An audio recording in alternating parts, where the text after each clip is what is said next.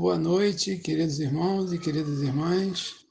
Bom, então agora a gente vai à nossa introdução. Como se divide o Livro dos Espíritos, né? Nós temos 4 partes, sendo a parte primeira composta pelas questões de 1 a 75. E do que trata a parte primeira? Das causas primárias. E que tem a sua correspondência, a sua ampliação no livro A Gênese, feito por Allan Kardec. E alguns podem pensar, mas 75 questões é pouco, né? Só 75? Mas são questões extremamente densas, filosóficas, de ordem científica, questões em que muitas vezes nós ficamos 2 encontros para tratar de alguma delas. A parte segunda é a parte mais interessante, pelo menos em termos de novidade, né? Foi onde Kardec abordou as comunicações entre o mundo material e o mundo espiritual, né? Onde Kardec fala em 613 é o número da última questão, e 76 é o número da primeira. Quase 550 questões acerca desse plano espiritual, mundo espiritual, ou mundo dos espíritos, que se complementa no livro dos médiuns. A parte terceira já vai das questões 614 a 919. 919 é a grande reflexão de Santo Agostinho, que compõe as leis morais, que foi ampliada, né, e trazida através da obra O Evangelho segundo o Espiritismo. E, por último, a parte quarta, que trata das penas e consolações, que vai das questões 920 a 1019. Também podemos dizer que é uma parte pequena, né? Aproximadamente 100 questões, que foi também complementado no livro O Céu e o Inferno. E quem quiser se aprofundar um pouco mais na doutrina espírita, tem o livro As Obras Póstumas de Kardec, que foram escritos, né, que ele fez de forma tranquila, serena, sem nenhum tipo de obrigação. E ali nós vemos um outro Kardec, né, tratando de outros assuntos. É uma obra também interessante. Além, claro, dos volumes da Revista Espírita de Paris. E agora, queridos irmãos, queridas irmãs, aqui presentes conosco e que irão assistir esse estudo no nosso canal do YouTube, vamos às questões reservadas para o estudo da noite de hoje. Boa tarde a todos. Então, vamos começar nosso tema de hoje, que me foi apresentada pela Norma uns 4 dias atrás. Ela me liga e me deixou extremamente feliz quando ela disse: puxa, você pode ajudar no tema sobre os elementares da natureza? Eu disse: que bom, né? Mas ela adora, não foi, Norma? Pois é. Eu fiquei feliz até ontem. Aí, ontem, quando eu fui baixar aqui o texto para poder apresentar para vocês, para todos acompanharem, eu vi que o título é Ação dos Espíritos no Fenômeno da Natureza. Aí eu pensei: Norma me enrolou. Eu não estou mais vendo você não, hein, Norma? Eu estou agora vendo só o título. Mas depois eu li o texto e disse: não, ela foi enrolada. E Kardec também. Foram enrolados pelos espíritos superiores. E esse texto, se lido como tal, ele não tem entrelinhas, ele tem entrelinhas. A essência mesmo não está aqui, porque não estava pronto. Ele não podia falar justamente sobre aquilo que a Norma me convidou para falar, os elementares da natureza. Ele não podia falar isso ainda. Eles não podiam falar isso. E falaram de uma maneira tão indireta que eu pensei muito, e eu acho que a única maneira de deixar isso mais claro é inverter tudo. Então, vou fazer uma proposta aqui revolucionária. Vamos começar pelo final. E o final é a parte mais importante de todas. Questão 540, quando ele fala sobre, quando ele faz o fechamento dos tipos de espíritos que atuam sobre fenômenos da natureza. Em princípio, ele aceita que sim, os espíritos atuam sobre fenômenos da natureza. Ah, mas atuam de forma consciente, inteligente ou apenas instintiva? Ele diz, uns sim, outros não. Então, ele está falando de coisas opostas. Tem espíritos que elevados, que atuam de forma inteligente, com conhecimento de causa, para produzir os efeitos desejados sobre os fenômenos da natureza. Que fenômenos da natureza são esses? Uma tempestade, uma chuva simples, um terremoto, as forças da natureza em ação. Mas também tem outros que na escala, na hierarquia, estariam nos estágios iniciais. E essa diferença é tão grande que ele aqui no final ele fecha numa frase que é uma das frases que são referenciadas no Espiritismo. São referências no Espiritismo.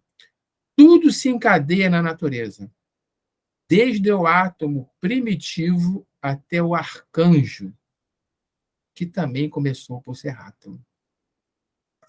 Isso aqui nos remete direto, antes a gente entrar em saber que são espíritos da natureza, é para saber a ação deles.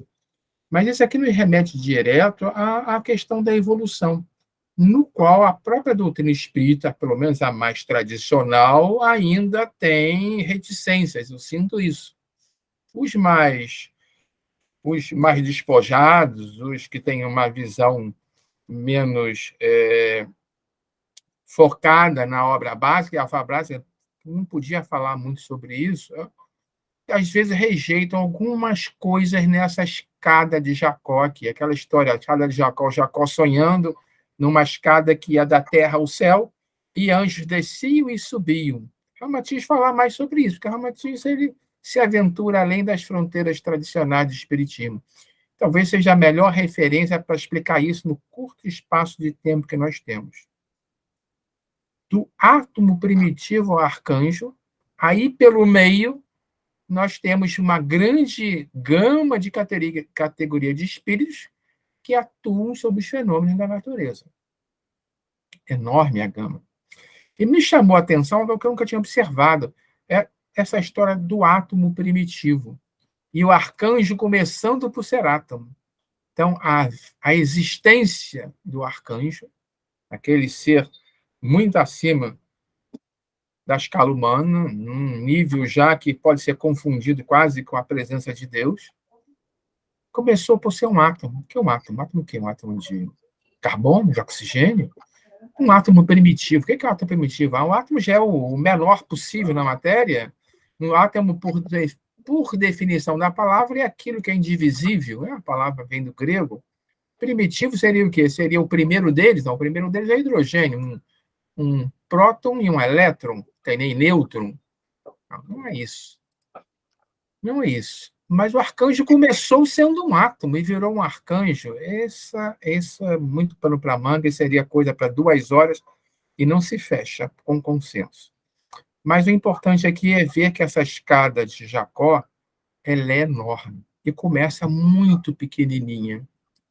E começa em planos que não os materiais, que por primitivo aqui eu vou entender que são dos planos sutis, aqueles mais superiores, vem lá de cima, a escala de Jacó não vem lá de cima, então lá de cima é o primeiro átomo, no plano, vamos pensar no mental concreto, porque acima do metal concreto é muito difícil pensar, talvez o primeiro átomo do metal concreto que foi descendo a escala de Jacó, chegou até virar um átomo da matéria física, e voltou a subir, retornando a Deus, e o arcanjo que começou como átomo virou um arcanjo ao voltar para Deus.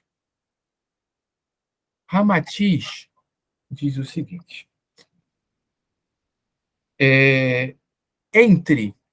aliás, antes de Ramatiz, Emmanuel concorda com o que está dito aqui. Ele faz um alinhamento, uma sequência onde a evolução passa pelo mundo vegetal, animal, e entra no nominal e segue em frente. Leon Denis tem aquela clássica frase, né, de que o espírito dorme no mineral, sonha no vegetal, se agita no animal e desperta no homem. Entre o animal e o homem, existe uma etapa, segundo Ramatiz, que equivale, né, eu penso agora, isso é relação minha, equivale ao tal do elo perdido.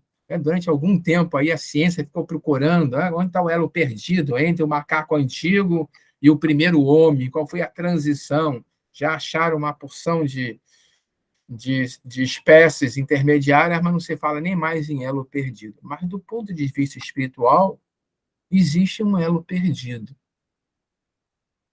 Até o estágio do animal mais desenvolvido e o ponto da primeira encarnação humana, entre o animal mais desenvolvido e a primeira encarnação humana, existe um período evolutivo que não acontece na matéria, no plano material. Acontece nos planos sutis, principalmente no plano astral. E aí nós vamos encontrar, provavelmente, um dos tipos de seres da natureza, vamos chamar de elementais, que atuam sobre as forças da natureza. Antes de voltar para o texto propriamente dito, vamos entender um pouquinho mais. Na visão de Ramatiz, o que acontece é que, em um dado momento, o animal evolui ao ponto de adquirir a característica do pensamento contínuo. Vamos pensar num boizinho, talvez estou pensando num mamífero, mas não quero nem falar do cão ainda. Vamos pensar num mamífero não tão evoluído, um ratinho. Tá? Um ratinho, ele já pensa, mas a mente dele pensa e apaga, pensa e apaga, pensa e apaga. Que o corpo mental dele não está bem desenvolvido. Ele não retém a capacidade de pensar continuamente. A presença, a companhia do ser humano ajuda muito nesse desenvolvimento. Um animal doméstico, ele tem um upgrade de evolução, porque a companhia do ser humano, a nossa influência, o nosso campo mental, a vontade do animal de nos entender, essa relação entre o homem e o animal, desenvolve muito esse corpo mental incipiente, ao ponto de repente, acender a lâmpada e não apagar mais. Neste ponto, esse ser sutil ainda não é um espírito humano. E eu não quero nem usar a palavra espírito para os estágios anteriores. E isso é um pouco de heresia, talvez. Embora aqui eles usem isso. Nessa época não dava nem para entrar nesse mérito, então eles usam o espírito para tudo. Né? Mas aquele ser que ainda não é um espírito humano, também não pode voltar mais a reencarnar num corpo animal, porque ele já tem um pensamento contínuo. E ele não está preparado, os seus corpos sutis não estão preparados para ter uma encarnação humanoide, humana. Então, ele passa um estágio no astral, adquirindo maturidade, experiência, evoluindo, enquanto vai desenvolvendo os seus corpos sutis para que possa ter uma encarnação humana. E mesmo assim, diz André Luiz, que se nós enxergássemos um ser humano na sua primeira encarnação humana, talvez nós não o reconhecêssemos como um homem. Aí eu vejo tudo que se fala hoje, por exemplo, sobre os gorilas, e me pergunto, será que isso não é um caso? Mas só um um apontamento meu para quando voltar para casa, eu vou perguntar isso para ele. Afinal, um gorila já é um homem ou ainda é um animal? Já tem o pensamento contido ou não tem mais? Mas vamos voltar ao nosso ponto aqui. Humberto Roden, ele não alinhava isso muito bem. Ele era contra essa ciência de elemental, etc, etc. Quando ele desencarnou, acho que foi em 1981, meu Deus, é mais recente do que eu pensava. Isso eu descobri hoje, fui procurar. Mas ele escreve no livro, eu acho que é o meu Além de Dentro e Fora, não tenho certeza. Eu tentei baixar ele aqui antes, não deu tempo, não consegui baixar. Mas eu lembro bem da passagem. Ele é levado até a Floresta da Tijuca. E ele relata isso. Me levaram lá e eu vi, no meio da floresta, seres em forma, a maioria ainda de bolinha, com olhinhos voltados para mim. Aí me explicaram que são elementais, que ainda não tem um corpo mental forte o suficiente para moldar uma forma humanoide, por isso fica com essa forma. Mas eles estão em evolução para um dia poderem seguir e voltar para a matéria. E essa é uma descrição em Humberto Roda, num livro psicografado por Mileco, que corrobora o que Ramatiz diz, mas eu vou admitir que a obra espírita mais clássica, ela é pouco clara com isso. A Mano tenta dar alguma coisa, André Luiz dá várias pistas, André Luiz fala em corpo mental, nitidamente, claramente.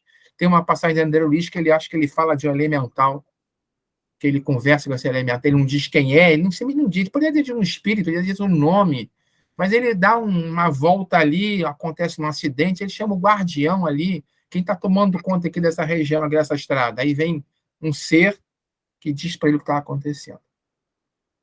Então, temos informações, acho, relevantes, suficientes para entender que, se tudo se encadeia na natureza, desde o átomo mais primitivo, ou até a própria mônada, esse átomo mais primitivo é que pode ser a mônada, aquela centelha divina irradiada por Deus, até o arcanjo, tudo se encadeia. Então, mineral, vegetal, animal, ser humano, o anjo, o arcanjo, está tudo numa linha evolutiva. Nem todos estão se manifestando na matéria através de incorporações. E o que caracteriza o elemental é justamente ele não tem encarnação. O elemental é um ser da natureza, não importa a visão que a gente tem, queira, a maneira como a gente queira entender o que é elemental, que tem vários ângulos para olhar para o elemental, mas há uma coisa em comum. Ele não está encarnado, ele não reencarna, ou não reencarnou ainda. Ele está se preparando para reencarnar como ser humano. Mas é uma vida fora do plano material, uma vida no astral. E aí, entendendo que existe essa categoria dentro dessa longa escala evolutiva, da escala de Jacó, tá? Vamos ver o que a Kardec pergunta e como o plano espiritual responde a essa, driblando todas as dificuldades da época por não poder trazer essas informações. Mas a gente tem que falar o mínimo sobre isso para poder entender, não o que eles disseram, mas o que eles queriam dizer. Vamos tentar. Alguém me coloca aí no horário. Eu termino que horas, Norma? Ui, você Que horas pode ir até 18h40. Tenho 10 minutos. Me favor, quando faltar 2 minutos, você me avisa? Senão eu vou me perder aqui, vou me concentrar agora. Então, primeiro ele quer saber, os fenômenos da natureza, os grandes fenômenos da natureza, são coincidências, são fortuitos, ou eles têm uma finalidade? A resposta, tudo tem uma razão de ser. Nada acontece sem a permissão de Deus. Tá? Se tem um terremoto, se tem uma inundação, se tem uma tempestade ou um período de seca, tudo tem uma razão. Ok, mas essa é uma resposta muito genérica, né? Se não cai uma folha de uma árvore sem conhecimento de Deus, sem a essência de Deus, então a resposta se aplica a quase qualquer pergunta. Aí Kardec tenta apertar o parafuso. Objetivam sempre o homem, esses fenômenos, quer dizer, tudo voltado para o homem, pô, é meio aqui uma ideia de grandeza, né? Tudo que acontece no planeta é por minha causa, é para mim, ou é por mim, ou por ter algum efeito sobre a minha existência. A resposta foi mais fraquinha, né? Às vezes até pode ser o homem. Mas, poxa, não se julgue assim tão importante. Na maioria dos casos, tem por único objetivo o restabelecimento do equilíbrio e da harmonia das forças físicas da natureza. Né? O equilíbrio hídrico, a chuva, a seca, o equilíbrio das placas tectônicas, e por aí vai. Né? Na verdade, a Terra é um organismo dinâmico. Nada está parado, as coisas estão em movimento. Só que a gente chama de força da natureza quando está na escala planetária. E aí o homem totalmente impotente para fazer frente a uma dessas perturbações da natureza. Concebemos perfeitamente que a vontade de Deus seja a causa primária. Claro, ok, sempre é a vontade de Deus. Porém, aí ele começa a chegar onde ele queria. Sabemos que os espíritos exercem ação sobre a matéria. E eles são agentes da vontade de Deus. Então, será que eles não podem ter uma influência sobre os elementos para agitar, para acalmar, para dirigir? Ele chegou onde ele queria. Né? Por trás dessa tempestade tem um espírito atuando? A resposta foi evidentemente. Deus age, mas age através da sua criação. É a maneira como Deus faz o universo funcionar. Ele não age diretamente, faz a chuva agora, seca, agora vamos fazer um dilúvio, não. Ele tem agentes com missões em todos os graus da escala dos mundos para manter o equilíbrio e a harmonia do universo. Senão isso se desequilibrar. Se está equilibrado, porque tem alguém equilibrando os agentes divinos. Aí Kardec lembra das mitologias antigas, das religiões antigas. Os gregos, por exemplo, sentiam uma brisa. O que é isso? Não sabia nem que era o ar, o vento. Deve ser um deus. Como vamos chamar esse deus? Vamos chamar de Zefiro. Tá. E um raio. E um raio parece uma bronca. Deve ser Júpiter Zeus, que está me mandando, Júpiter, que está zangado e trovejou e soltou um raio em cima da gente. Então, as explicações dos fenômenos da natureza para a humanidade antiga, que não conhecia nada de ciência, muito menos de meteorologia ou de geologia, eram deuses. São todos deuses. Então, o que Kardec diz? Eles pensavam que esses fenômenos eram deuses, mas, peraí, se são espíritos que estão por trás deles, isso aí não é assim tão errado, né? Pode não ser o raio, né? Não foi emitido por um deus, mas tem um espírito ali que está administrando isso. Olha, a resposta é surpreendente. Tão pouco é destituído de fundamento, tão pouco destituído de fundamento, que ainda está muito aquém da verdade, ou seja, é muito mais que isso. É muito mais até do que Kardec tentou fazer aqui agora. E isso, todas as religiões começam, aquelas religiões antigas, o politeísmo, sempre se baseiam na natureza para começar a criar sua mitologia. Né?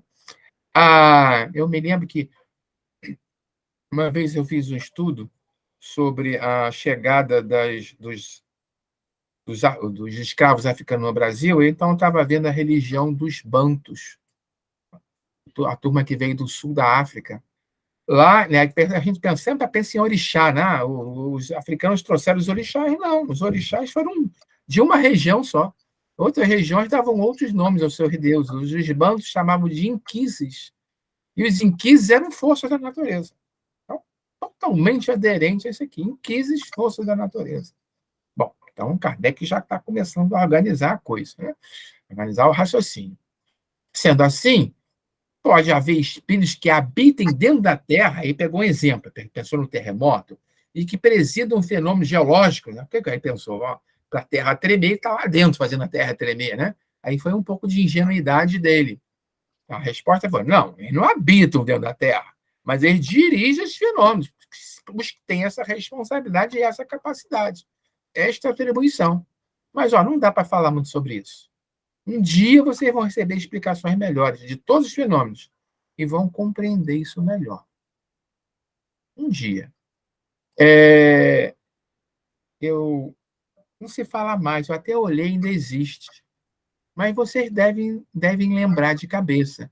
Em São Paulo, existe a Fundação Cobra Coral. Lembram dela?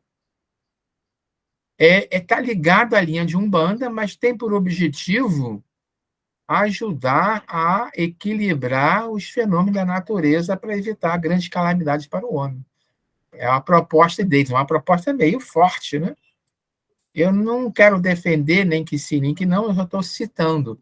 Mas eles chegaram a fazer convênio com a Prefeitura de São Paulo, parece que fizeram algum trabalho junto com os chineses, etc. E existe até hoje, pelo menos o site está ativo, embora não seja muito atualizado. Mas é uma proposta de atuar sobre esses espíritos que presidem, que administram os fenômenos da natureza para dar uma acalmada aí, ó.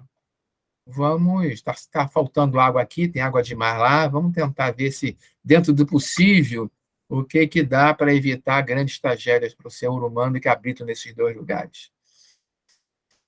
Alinhados com essa ideia aqui. Então, na base, na essência, a proposta da Fundação Cobra Coral faz sentido. O quanto eles conseguem de sucesso, não tenho a menor ideia. Até continua insistindo. É algum tipo especial de espírito, os que presidem o fenômeno da natureza? Ou são espíritos à parte, ou são como nós, que já estiveram encarnados? Ou seja, se eu desencarnar, eu posso me alistar para ajudar a controlar os ventos, ou os maremotos, ou alguma coisa assim. Eu trabalhei, fui marinheiro o tempo todo, agora eu quero trabalhar, quero ajudar nisso. São espíritos à parte? São como nós? A resposta foi sucinta, de propósito. Que foram ou que serão. Que foram o quê? Encarnados. Que serão o quê? Que serão encarnados. Se forem encarnados como seres humanos, não são elementares da natureza. Porque estão numa categoria anterior ainda, intermediária. Mas que serão, remete direto para eles. Qual é a questão dos elementais? Eles estão se preparando para entrar nas encarnações humanas. Então, aqui, basicamente, está dizendo o quê? Esses espíritos que atuam na natureza podem ser espíritos mesmo, que ou ainda estão no período humano, ou já são anjos, ou já são arcanos, ou já são seres mais superiores, que não precisam mais reencarnar, ou são elementais, que estão se preparando para reencarnar. Então, ele coloca duas categorias muito distantes uma da outra. E vai explicar um pouquinho mais isso à frente. Pertence esses espíritos, Kardec vai em cima, a ordens superiores ou ordens inferiores? Que forem que serão, já remete para isso, perceberam?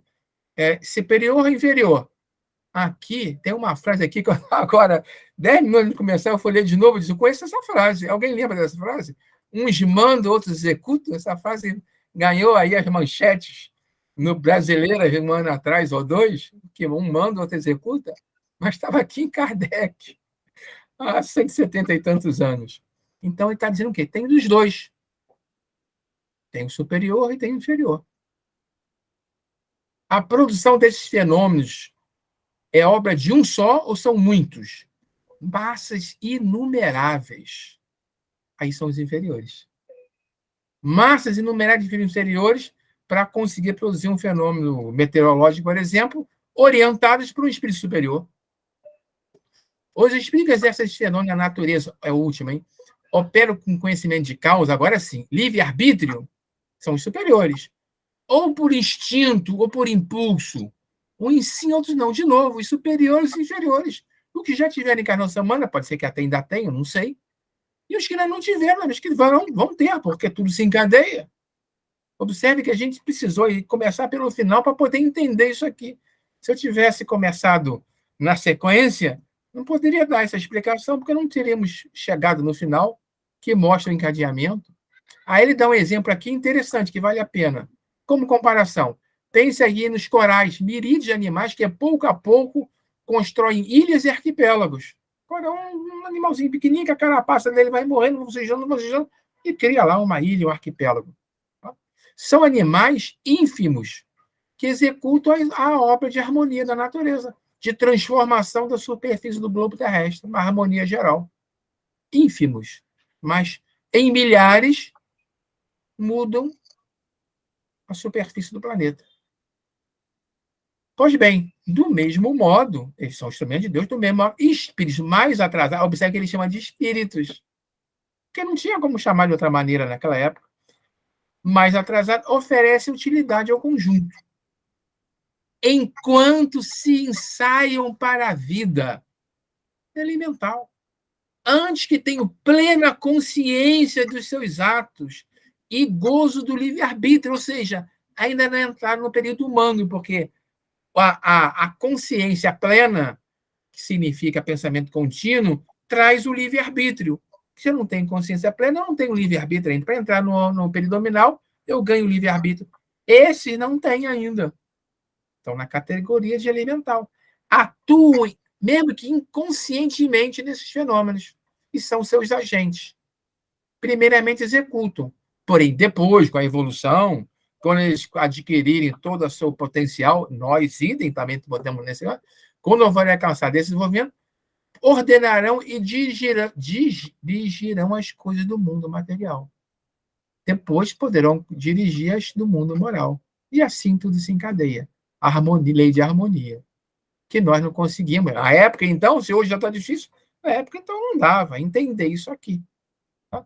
A conclusão final é que os fenômenos da natureza também são geridos pelas leis divinas através de seus agentes.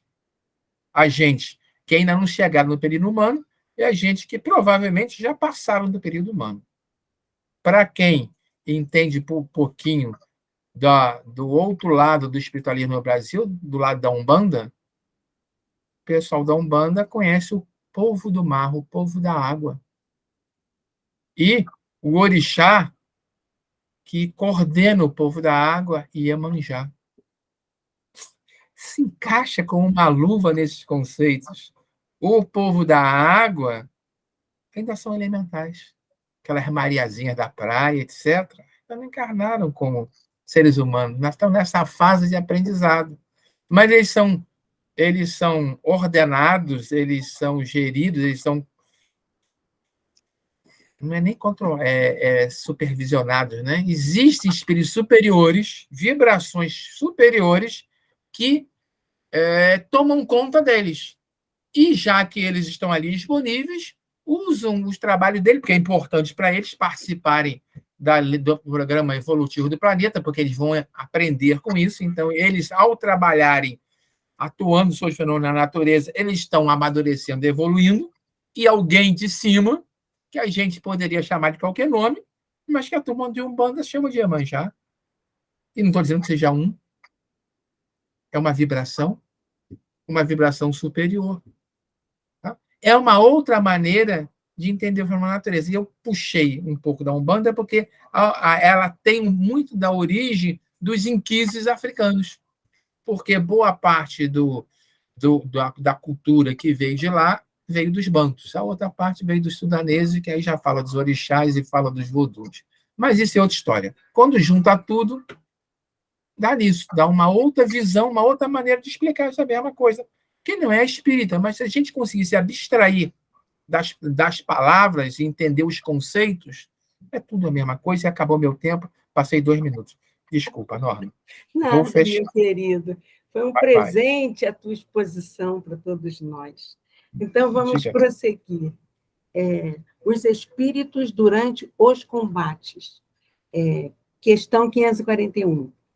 Durante uma batalha, há espíritos assistindo e amparando cada um dos exércitos? Responde a espiritualidade, sim, e que lhes estimulam a coragem. Os antigos, comenta Kardec, figuravam os deuses tomando o partido deste ou daquele povo. Esses deuses eram simplesmente espíritos representados por alegorias. Ou seja, nós já vimos, né, meus irmãos, que é grande a influência dos espíritos sobre nós. Assim como influem nas coisas cotidianas, eles também influem em guerras e batalhas.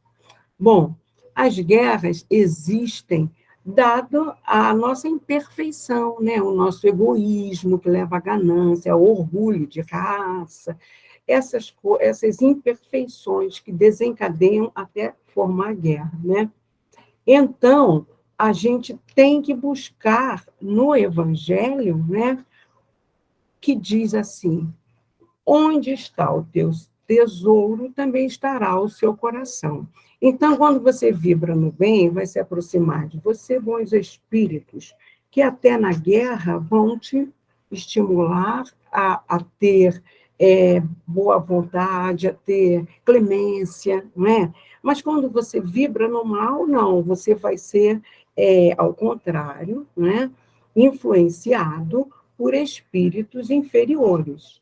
Então, há espíritos que amparam, né, cada um dos exércitos, dando coragem.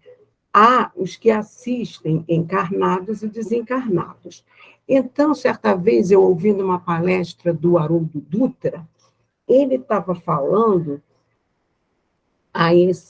com o exemplo que a gente vai dar aqui, que durante a Segunda Guerra Mundial, Estevão, que já houvera tido contato com Paulo de Tarso na Grécia, entendeu? Ele esteve visitando Frei Leopoldo e solicitou a Emmanuel, que ele encontrou lá na Grécia, quando Emmanuel era o senador romano, entendeu? Eles acabaram se encontrando pela Grécia. Então, ele vai até esse senador, agora o espírito Emmanuel, né, e pede para que ele o ajude a auxiliar pessoas que conviveram com ele outrora e que estavam passando dificuldades lá na Grécia. E assim eles deixam Natanael auxiliando Chico Xavier por 2 anos, entendeu? Agora, quanto à nota de Kardec, na Grécia Antiga, conforme relatos de Virgílio, né, no poema da Eneida, na Guerra de Troia, os deuses batalhavam entre os vivos, não é? Marte, de um lado, Apolo depois entra, Hera, né, que era uma deusa também. Então, também nos cultos africanos, a gente vai ver Oxum e Xangô participando de combates. O mestre disse para nós o seguinte: bem-aventurados os mansos e pacíficos. Então, quando o evangelho estiver saindo de nós, em atitudes de paz, de amor, não é? De amor ao próximo, vivenciando o principal mandamento, amar a Deus sobre todas as coisas e ao próximo como a si mesmo, aí a prova de aprendizagem através da imensa dor causada pelas guerras, não precisamos mais estar na Terra, porque nós estaremos evoluindo. Aqueles que forem o joio, que não estiverem nessa vibração, estarão sendo, não é, levados para outros planetas que vibrem na sintonia deles, e nós atingiremos o tempo da regeneração. Vamos à questão 542. Estando numa guerra, a justiça sempre de um dos lados, como pode haver espíritos que tomem o partido dos que batem por uma causa justa? E a espiritualidade responde: bem sabeis haver espíritos que só se comprazem na discórdia e na destruição. Para esses, a guerra é a guerra. A justiça da causa pouco os preocupa, não é? Então, justo não é guerrear, né, meus irmãos? Então, mas isso é muito difícil em um planeta de provas e expiações, que a gente convive com tudo misturado, com espíritos mais elevados, como foram Gandhi, né? Chico, Madre Teresa, mas também com espíritos belicosos. Então, Gandhi foi um exemplo, né, da não-guerra. Quando ele prega a não-violência e ele consegue libertar a Índia do jugo inglês sem um tiro, entendeu? Ele dá o exemplo máximo possível, resolver, né, na paciência. Mas, neste mundo, né, de provas e expiações, fica difícil. E a prova viva que a gente ainda necessita é a necessidade de termos as nossas armas, né, as forças armadas. O mal, meus irmãos, se organiza na Terra por atração dos próprios homens. Os espíritos não acompanham apenas individualmente os encarnados, mas também os grupos, os povos, né, os reinos de outrora. Miramês diz que o espírito que trabalha para o mal, na verdade, trabalha para o bem sem o perceberem. Porque Deus consegue tirar de toda dor, de todo sofrimento, o necessário para o crescimento e aprimoramento de cada um. Aí a gente vai encontrar lá na lei de destruição, meus irmãos, um entendimento claro disso. Como uma destruição, uma calamidade que traz dor e sofrimento, acaba auxiliando a humanidade num processo de reforma. Em sua perfeição, Deus sabe tirar de tudo que acontece no universo o necessário e o importante para o crescimento da criatura. No caso das lutas, a justiça se encontra do lado que Deus permite, e isso basta para a nossa compreensão, mostrando, mais uma vez, que Deus sabe aquilo que é necessário acontecer para que a humanidade evolua. Então, vamos a 543. Podem alguns espíritos influenciar o general na concepção de seus planos de campanha? Resposta: sem dúvida alguma. Podem influenciá-lo nesse sentido, como em relação às nossas concepções. O exemplo mais clássico é de Joana d'Arc, não é verdade? Desde os 13 anos, ela começou a ter visões de 3 espíritos de luz, tá? Bom, os espíritos de luz, eles são aqueles que já entenderam o amor verdadeiramente. Nunca vão te induzir a atos que possam trazer qualquer prejuízo, seja ele material ou espiritual. Então, ela via a presença de São Miguel, Santa Catarina e Santa Margarida. E eles a incentivavam a entrar no exército francês. E ajudar, naquela época, não era a pátria constituída, eram reinos, né? O reino da França vencer o reino da Inglaterra. Mas todos nós não somos filhos de Deus? Por que isso, tá?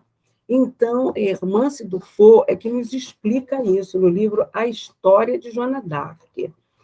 Ela foi assistida no processo de liderar o exército francês contra a Inglaterra, porque aquela geração francesa havia sido preparada para implementar iluminismo.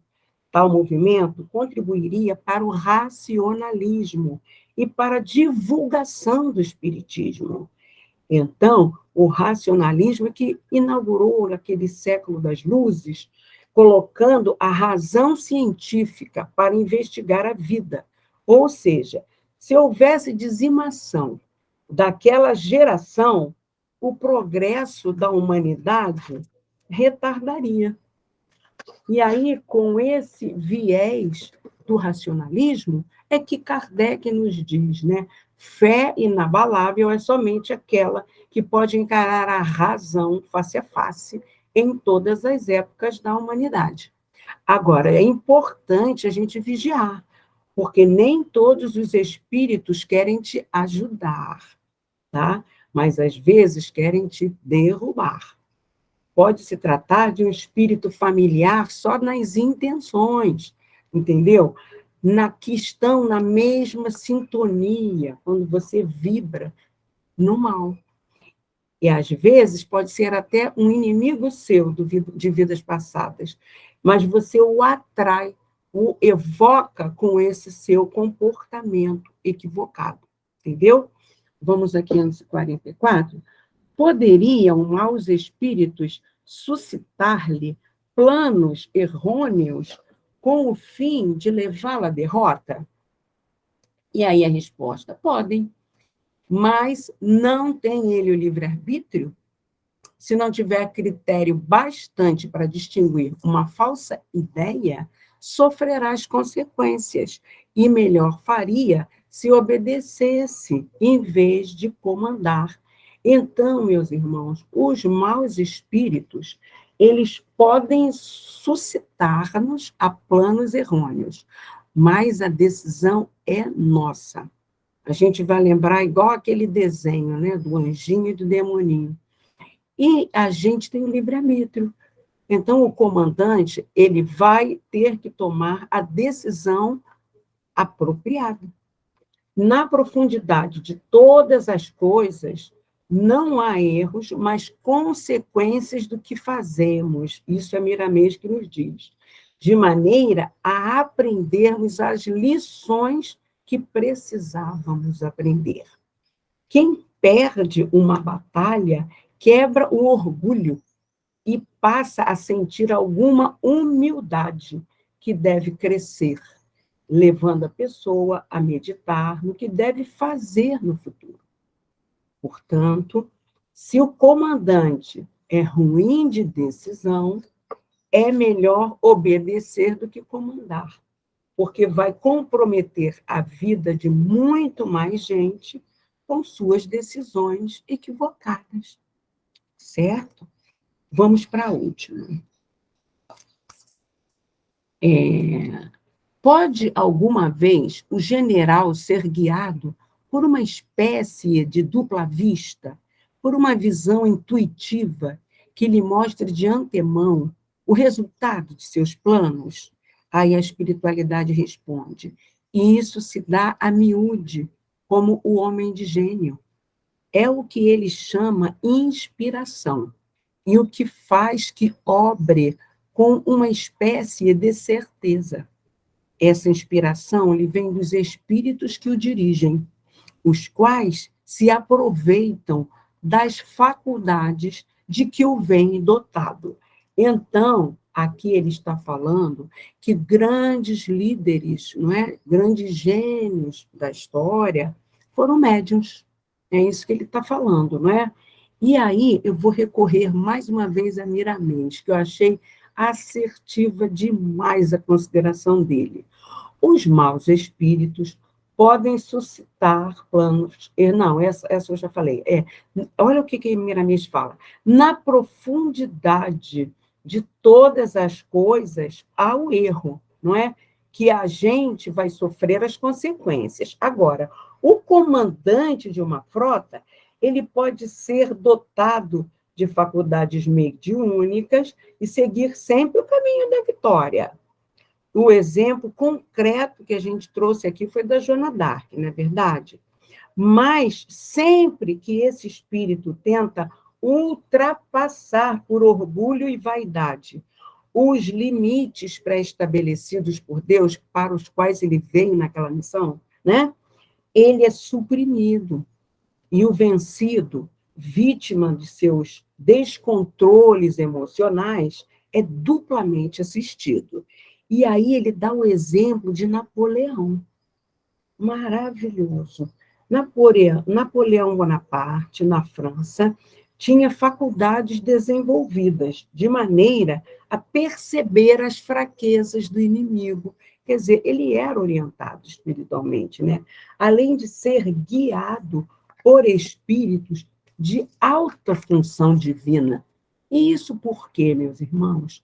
porque o mundo estava precisando de um país onde surgisse a liberdade de pensamentos, que foi Napoleão o escolhido para desenvolver tal ideal. Mas, quando passou dos limites traçados, né, no plano que ele desenvolveu para reencarnar, o orgulho se apoderou do seu coração e a ganância de domínio o cegou. Ele foi banido para uma ilha, onde morreu sem nenhuma perda para a nação, nem para a humanidade. E aí Miramês conclui dizendo assim: em muitos casos, os que perdem as batalhas podem estar ganhando. Depende de quem perde e qual a finalidade, porque está perdendo. E aí ele menciona Paulo, na primeira carta aos Coríntios, capítulo 15, versículo 43, onde é dito: semeia-se em fraqueza, ressuscita-se em poder. A perda pode ser aparente, para que a transformação seja em glória no aprendizado maior. Deus nada deixa se perder na vida. Que nós possamos estar, depois de ouvir esses esclarecimentos desse Espírito, né, cada vez mais vigiando e orando, para que saibamos definir o que vem de bom espírito e o que não vem de bom espírito, para podermos evoluir, que foi para isso que nós encarnamos, não para guerrear. Muita paz, meus irmãos. Agora, Vidal, querido, você poderia fazer a prece de encerramento por todos nós? Sim. Vamos fechar nossos olhos. Vamos elevar nosso pensamento a Deus. Pai, queremos te agradecer pelas oportunidades que estamos tendo nessa encarnação. Pelas oportunidades de aprendermos mais e melhor aquilo que nosso mestre maior veio nos ensinar 2000 anos atrás e o que o seu discípulo posteriormente veio complementar através da obra espírita. Contamos, Pai, com a ajuda dos teus mensageiros, teus agentes, para conseguirmos fixar melhor nossas lições nessa existência, sejam elas duras ou agradáveis. Todas, o que quer que sejam, sabemos que irão contribuir para o nosso aprendizado, para o nosso amadurecimento, para a nossa evolução. Estivemos agora reunidos, aperfeiçoando esses estudos e nos dispomos a interiorizá-los em nós, que não fiquem apenas como conhecimento, mas que se incorpore a nosso modo de ser e de viver e que se transforme em sabedoria futura. E assim, nessa expectativa e esperança, agradecemos aos teus mensageiros que se dignaram a estar conosco nesses instantes e nos despedimos dando todos graças a Deus.